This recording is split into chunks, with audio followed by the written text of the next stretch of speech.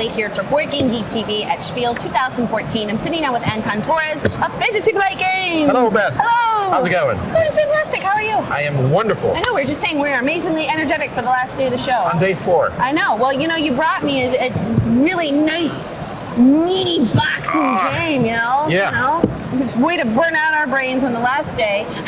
Well, this is the Witcher adventure game, and you say burn out our brains. What's interesting is, as an adventure game, this is a game that is steeped in narrative. Okay, this is about the experience. And yet it was designed by Ignacy Trzewiczek, who is known for some brain-burning games. For sure. Right?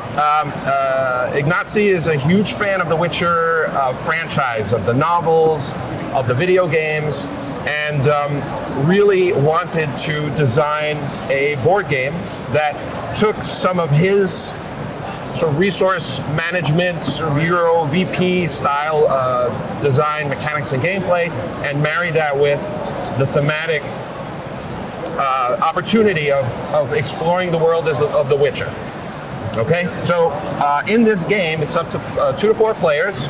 You will actually be playing the seminal characters from The Witcher that you will know. Geralt of Rivia is the Witcher in the video games, and he is joined by Triss Merigold, the sorceress, and Dandelion, the rogue, and Yarpen Zigrin, the dwarf.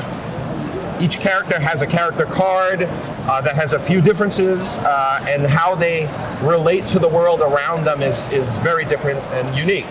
And it's about exploring the world as this character and achieving quests. Who doesn't want to achieve quests?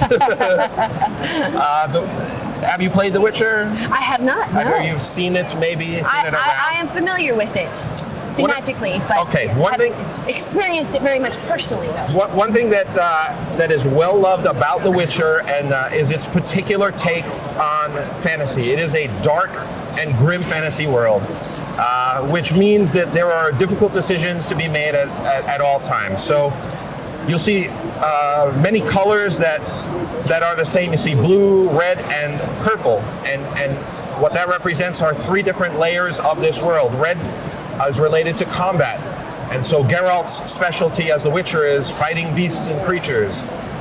Then his quests are more related to combat and the challenges therein. Blue relates to magic, and purple relates to diplomacy and the politics of the game. So regardless of your character, you're wandering about collecting resources that are also represented by the same colors. And those resources represent information. These are known as leads. So it's like, getting leads for a mystery. Each quest has a great deal of narrative text, and the point of the game is to have the most victory points after someone has achieved 3 separate quests.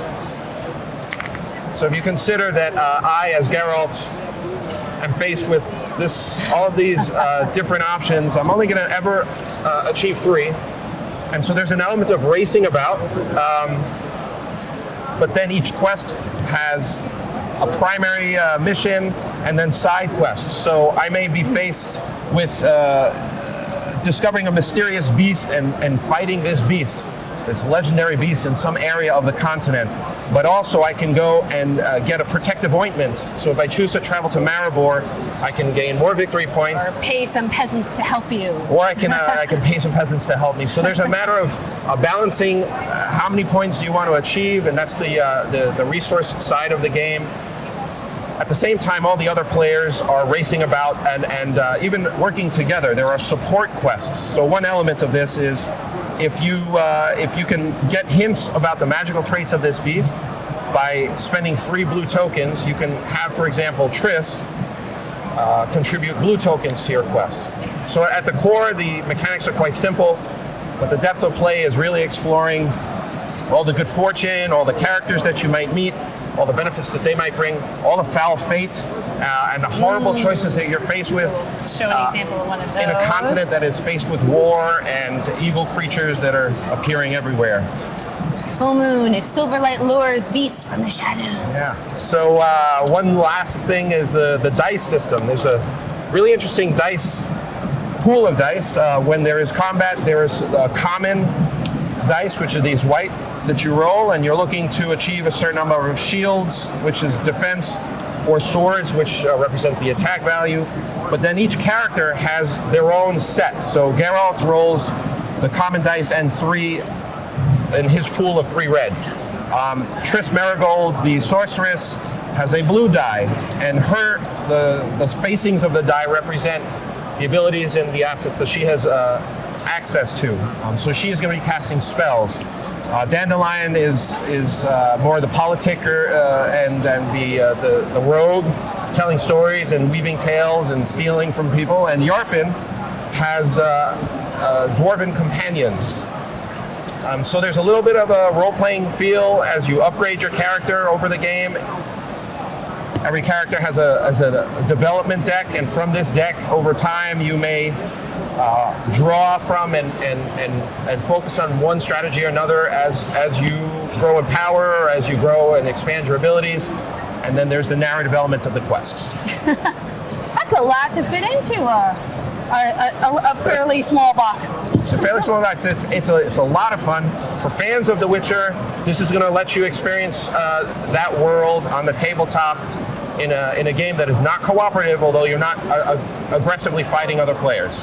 Right? You're never fighting. There's a single the other heroes. Person player who is winning, playing a particular character who then is winning. Yes. So you're encouraged really to go out into the world, see what you can discover, fulfill your quests, gather resources, go on side quests, but then make sure you do it first and do it in the best way to win the game. It's a lot of fun. Well, Anton, that was a fantastic overview. Thank you. Of The Witchers from Fantasy Flight Games.